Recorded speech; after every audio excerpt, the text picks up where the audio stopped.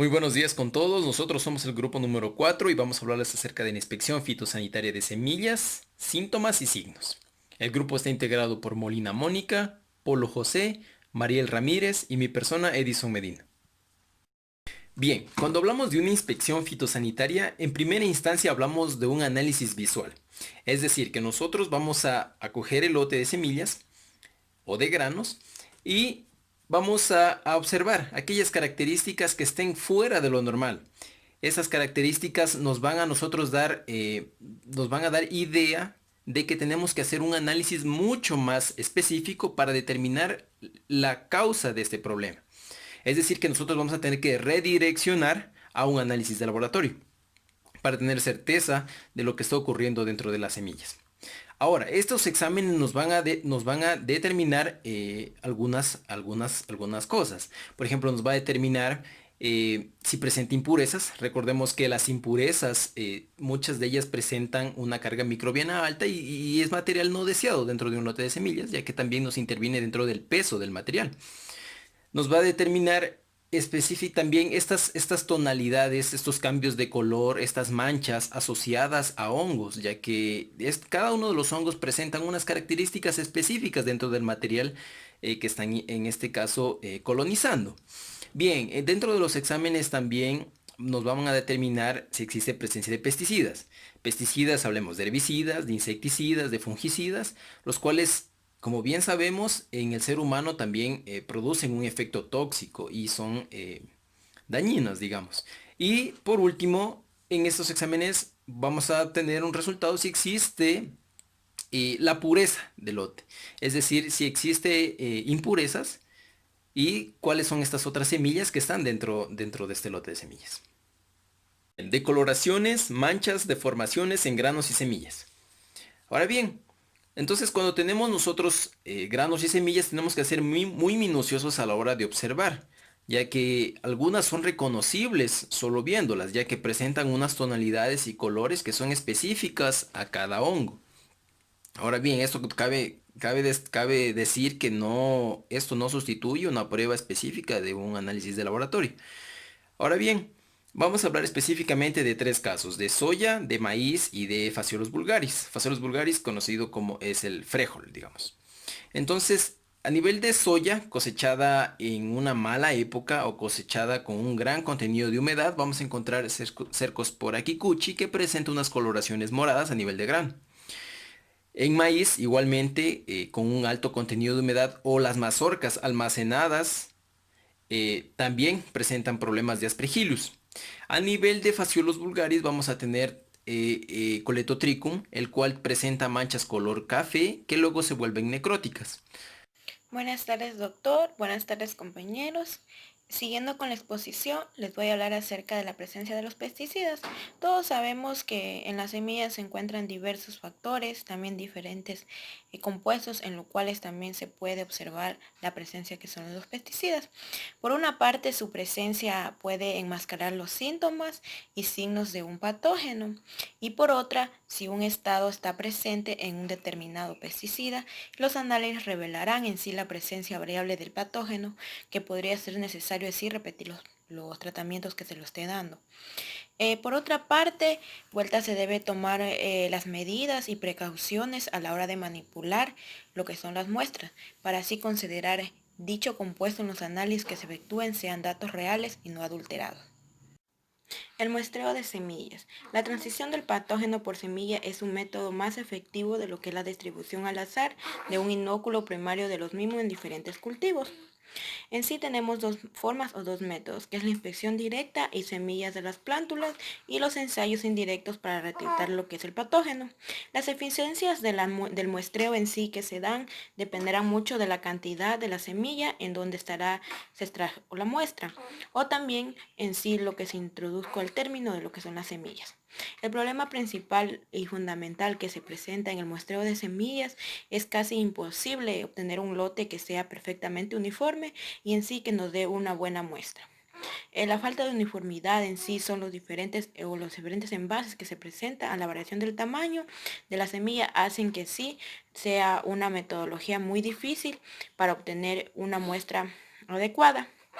Además, podemos observar que la submuestra obtenida de la diferente principal muestra debe ser buena para así poder dar unos resultados y diagnósticos adecuados.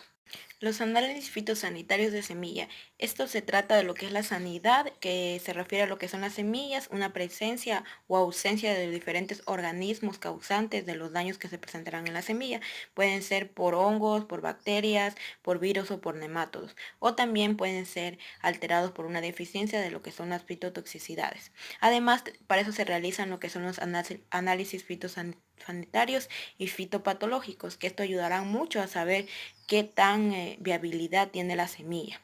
Además, la semilla puede ser, a su simple vista, se puede observar la unidad o su calidad en sí en las diferentes formas o en sí su diferente conformidad que se vaya presentando en lo que son las micropoblaciones que se los verán de bacterias o las diferentes causas que se darán en una semilla.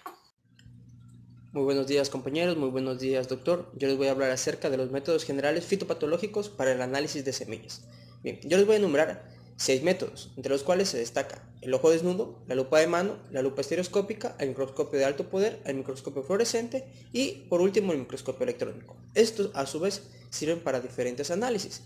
Por ejemplo, la detección de impurezas, la detección de malezas, presencia de nemátodos, presencia de manchas de carbón, ¿sí?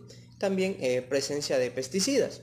Entonces hay que destacar que el empleo de cada uno de ellos va a depender de mano de obra, de facilidad del operador, entre otras. También del análisis económico.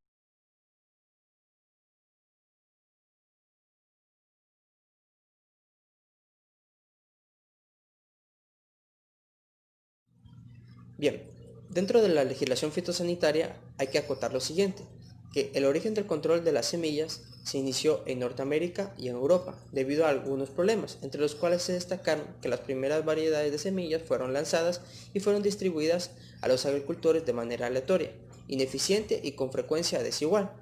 ¿Sí? Estas a su vez frecuentemente fueron contaminadas, perdiendo así sus cualidades físicas y por ende perdiendo totalmente la calidad de las semillas. En 1869 se adoptó la primera ley de semillas en el Reino Unido y en ese mismo año se estableció el primer laboratorio de semillas en Alemania.